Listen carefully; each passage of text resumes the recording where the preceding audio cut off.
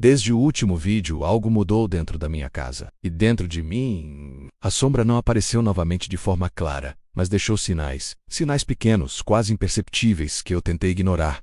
Achei que fosse apenas a minha mente cansada. Até hoje, tudo começou com um simples teste de som, algo que eu sempre faço antes de gravar. Eu estava no corredor, aproximei o celular da parede e disse: testando.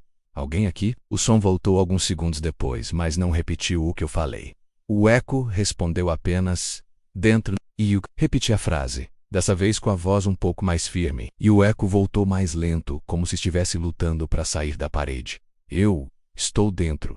Não era eco. E eco não muda palavras. Quando estendi a mão para a parede, senti um vento gelado escapando pela rachadura deixada pela sombra no último vídeo. A parede parecia respirar, como se tivesse vida. A luz do corredor começou a oscilar, mas ao invés de apagar, ela ficou vermelha.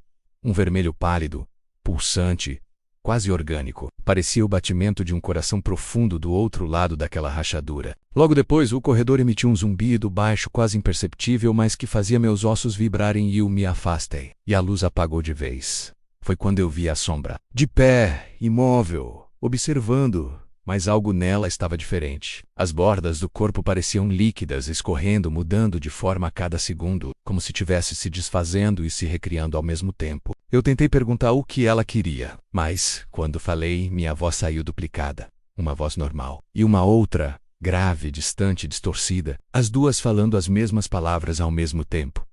A segunda voz não era eco, era como se estivesse usando a minha boca.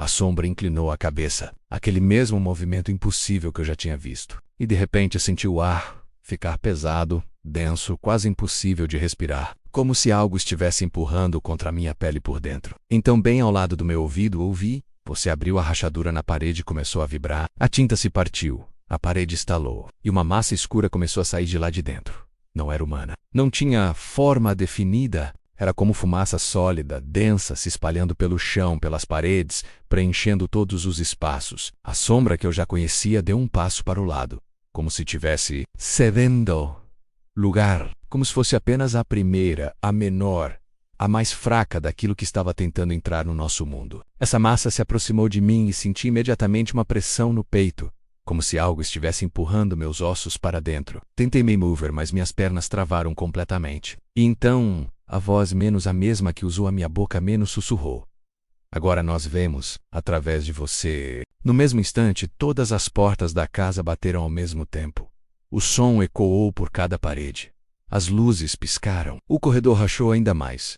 A pintura começou a se quebrar sozinha, e a minha visão ficou estranha, torta, como se eu tivesse um pouco fora do meu próprio corpo. Tentei chamar alguém, qualquer pessoa, mas a voz que saiu não era minha. Era baixa, gutural, lenta, deixe-nos ficar. E eu senti que, se continuasse ali, não seria mais eu quem estaria dentro do meu próprio corpo. Eu corri.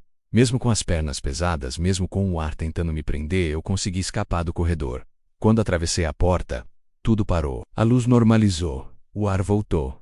E a sombra desapareceu. Mas a sensação permaneceu. Uma pressão leve na minha nuca. Como se alguém estivesse ali, encostado, respirando. E o eco? O eco ainda responde quando eu falo, mesmo sem o celular gravando. E tem algo pior.